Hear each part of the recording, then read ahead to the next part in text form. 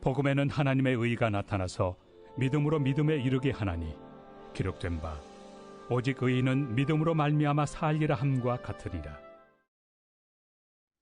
샬롬. 주님의 이름으로 이 자리에 함께 할 수 있는 모든 분들에게 주님의 은혜와 축복이 넘쳐나길 간절히 소망합니다. 힐링이 삶의 중요한 화두가 되면서 심신의 평안을 찾기 위해서 숲을 찾는 사람들이 참 많아졌습니다. 숲은 언제나 대가 없이 우리에게 좋은 것을 주기 때문입니다. 푸른 숲이 지친 사람들을 치유해주고 드러나지 않게 도시를 정화시키는 것처럼 이 땅에 있는 교회들도 영적인 숲이 되어서 세상을 치유해야 할 책임이 있습니다. 그렇다면 어떻게 해야 세상을 치유하는 영적 숲이 될 수 있을까요? 최근 한국의 교회들이 많이 약해지고 있는 것을 느낍니다. 다양한 통계와 수치, 부끄러운 사건, 사고들이 그 사실을 분명하게 보여주고 있습니다. 이는 근본적으로 교회 안에 복음이 사라지고 있기 때문입니다. 몸이 약해지면 병균이 쉽게 들어오는 것처럼 교회가 약해지니까 죄라는 병균이 침투해 암처럼 그 세력을 뻗치고 있습니다. 따라서 교회들이 세상을 치유하는 숲이 되려면 무엇보다 복음으로 다시 무장해야 합니다. 오늘 본문의 말씀 보면 바울은 우리에게 말씀합니다. 복음에는 하나님의 의가 나타나서, 이 말씀은 하나님의 의가 복음 속에 나타난다라고 말하고 있습니다. 즉 교회가 복음으로 무장하기 위해서는 하나님의 의를 구해야 한다는 것입니다. 그럼 하나님의 의는 무엇입니까? 하나님의 의는 십자가의 사랑을 의미합니다.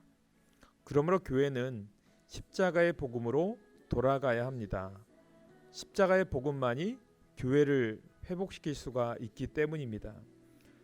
미국 백악관 특별 보좌관이었던 찰스 콜스는 38세의 닉슨 대통령의 워터게이트 사건에 연루되어 교도소에 들어갔습니다.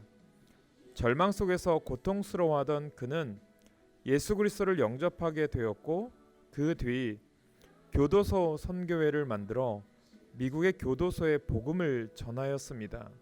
또 러빙 갓이라는 책을 통해서 구소련의 수용소에까지 복음을 전했는데 그 책을 읽은 교도소 수감자 3,000명이 예수님을 영접하는 역사가 일어났다고 합니다. 이처럼 복음은 사람을 거듭나게 하고 우리가 예상치 못한 방법으로 세상을 변혁시킵니다. 이제 교회는 다시 복음으로 돌아가야 합니다. 복음의 숲을 이루어 세상을 치유해야 합니다. 그런데 그러려면 한 가지 해야 할 일이 있습니다. 복음은 그냥 전해지는 것이 아니라 기도를 통해서 능력이 나타납니다. 그러므로 열심히 기도해야 합니다. 우리 교회들이 회개운동, 기도운동, 영성운동을 통해 참된 복음의 숲을 이루기를 기도합니다. 오늘 이 시간 우리가 잠시 듣는 이 큐티가, 이 모닝 메시지가 여러분들에게 참되게 기도의 삶과 하나님의 뜻을 깨닫는 귀한 시간이 되기를 소원해 봅니다.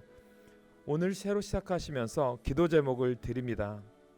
오늘 주님이 주신 이 새날을 살아가시면서 복음의 숲을 이루기 위해서 내가 해야 될 사명이 무엇일까?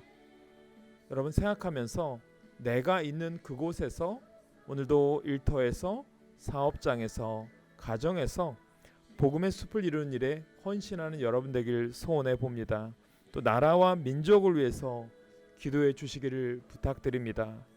코로나의 치유와 회복, 질병과 고통 가운데 있는 우리 이웃과 우리의 민족을 위해서 하나님의 역사하심으로 치유해 달라고, 문제보다도 질병보다도 더 강력하신 주님만 바라보며 오늘도 승리하길 기도해 주시기를 소원합니다. 기도하겠습니다. 하나님, 다시 복음으로 돌아가기를 원합니다. 사람을 변화시키고 세상을 변화시키는 십자가의 복음으로 돌아가 하나님께 쓰임 받는 교회가 되게 하옵소서. 그리하여 정결한 교회 지체들을 통하여 하나님의 놀라운 역사가 이루어지게 하여 주옵소서. 예수님의 이름으로 기도합니다. 아멘.